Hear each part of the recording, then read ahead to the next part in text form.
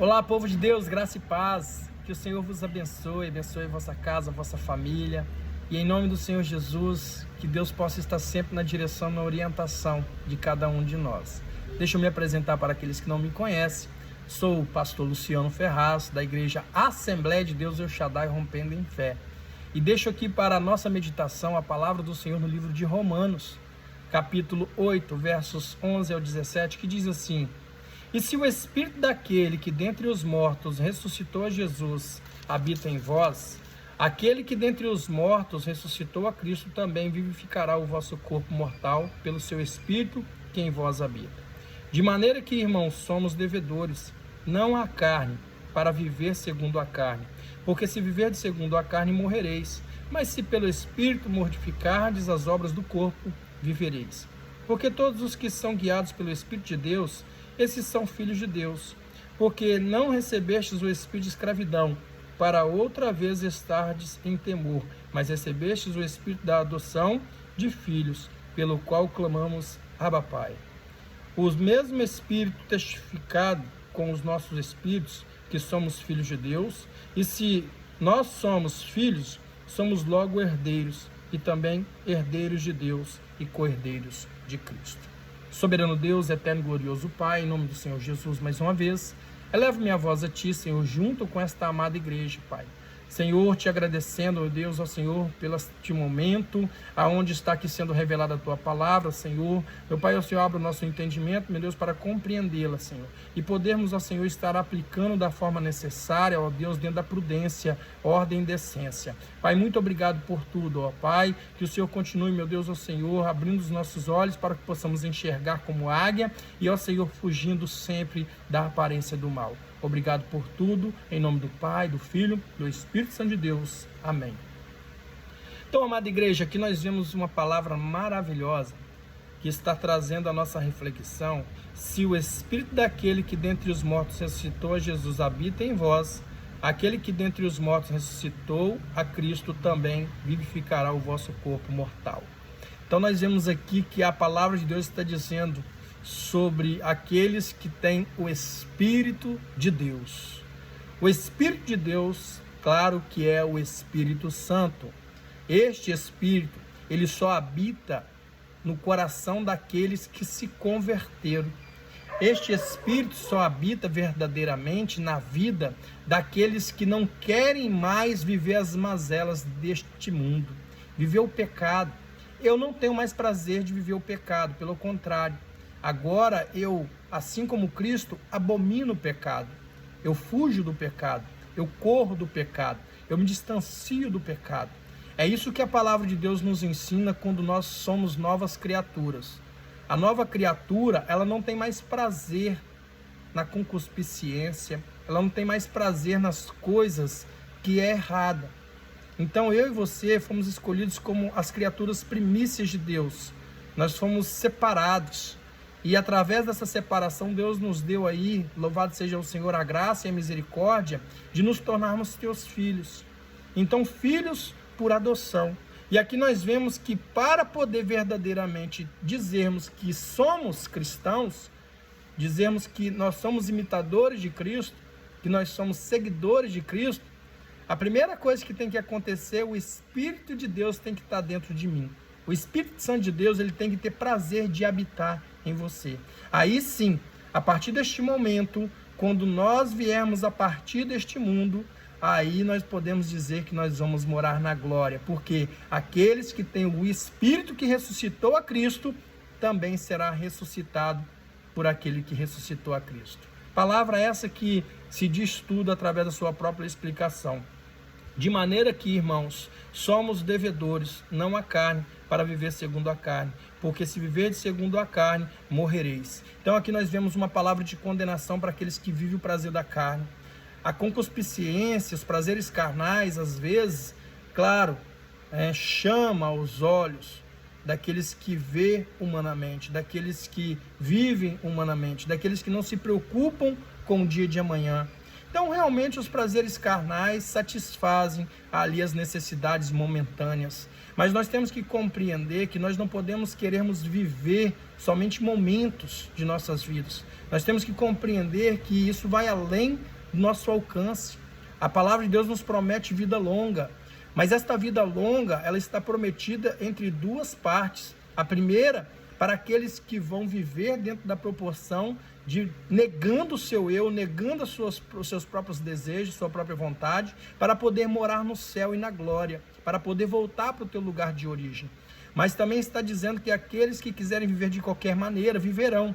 Porém, quando chegar o momento da colheita, esses serão lançados no lago de fogo e enxofre, aonde haverá tormentos e sofrimentos eternamente. Então, cada um de nós escolheremos os nossos caminhos. Aqueles que estão tentando cada vez mais se redimir e viver de acordo com o Senhor ensina, esses serão levados para a glória. Agora, aqueles que não deram valor a esta palavra, aqueles que não tiveram o seu temor ao Senhor, infelizmente sofrerão danos e consequências pela sua desobediência.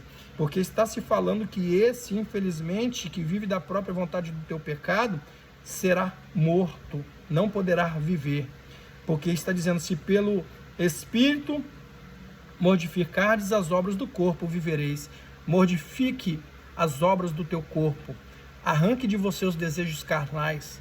Tira de você os prazeres pessoal, que você sabe que não é lícito de acordo com as Escrituras. Porque todos os que são guiados pelo Espírito de Deus, esses são filhos de Deus. Se você for guiado pelo Espírito de Deus, Deus está testificando que você é chamado de filho de Deus. Você é chamada de filha de Deus. Mas para isso, o Espírito Santo de Deus tem que testificar na sua vida. Porque não recebestes o espírito de escravidão. Nós não recebemos espírito de escravidão. Nós não fomos feitos para sermos escravos pelo inimigo. Pelo contrário, Deus nos fez a tua imagem e semelhança, para poder termos raciocínio, caráter, para nós podermos termos o discernimento de conseguir fugir daquilo que é errado.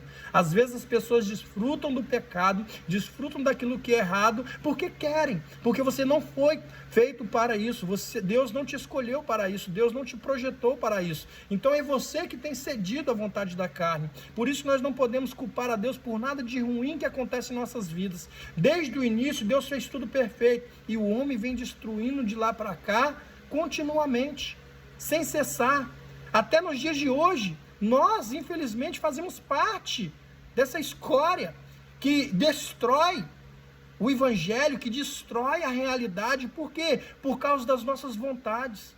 Quantos pastores hoje pregam falsamente nos púlpitos da igreja, com a intenção de se beneficiarem, com a intenção de encher a igreja, com a intenção de, infelizmente, cobrir os teus próprios pecados. Quantos pastores hoje pregam e não vivem? Então, há muito isso hoje nas igrejas, e é por isso que, infelizmente, as pessoas lá vão se dispersando cada vez mais. As pessoas estão perdendo ali a fé. As pessoas estão deixando de acreditar em nós, ministros da palavra, que fomos separados para pregar a verdade, que fomos separados para viver a verdade, que fomos separados para ser exemplo. Isso tem prejudicado o evangelho, e a palavra de Deus diz que prestaremos contas disso. Nós, líderes religiosos, prestaremos conta de cada alma. E eu acredito que é equivalente a essa ideia. Porque quando, infelizmente, às vezes, eu estou ali como ministro de uma igreja, e ali há pessoas que, infelizmente, talvez não conseguem aceitar a forma que nós trabalhamos. Tudo bem, não tem problema. Eu acredito que Deus, na verdade, permitiu ter várias placas de igreja, para não haver esse tipo de desculpa. Porque perfeita você não vai achar, mas nós temos que aprender a adaptar alguma delas. Por isso que tem várias. Igreja perfeita, eu te digo novamente e repito, não vai achar. Todas têm problemas. Mas é claro que você tem várias placas de denominações, você tem vários templos para você poder estar ali frequentando, visitando, habitando, para ver se você consegue se adaptar. Por quê? Porque, infelizmente, a gente compreende o quê? A nossa vontade não é nem de estar ali. Por quê? Porque a igreja, ela prega a palavra, ela prega o evangelho, ela prega as boas novas. E isso tudo nos confronta, porque é tudo contra a minha vontade carnal. É tudo contra a tua vontade carnal. E isso nos confronta.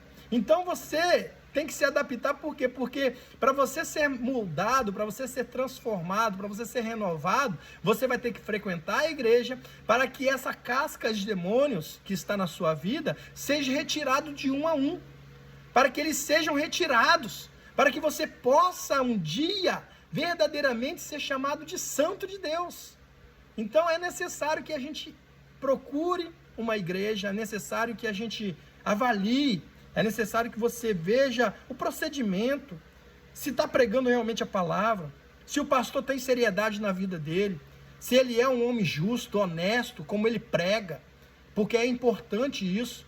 O pastor, a primeira coisa que ele tem que ser é honesto e justo, verdadeiro, porque não adianta um pastor pregar contra a mentira e ele ser mentiroso. Não adianta o pastor pregar que você deve ser justo se ele for desonesto. Não adianta o pastor pregar que você tem que viver verdadeiramente amando o próximo, tendo misericórdia do próximo, perdoando o próximo, se ele não faz nada disso. Ele está ali, mas ele está se enganando a si mesmo, porque as pessoas ele não consegue enganar. E é o que está acontecendo nos dias de hoje. Porém, as pessoas estão focadas naquele pastor e acham que os outros são tudo igual.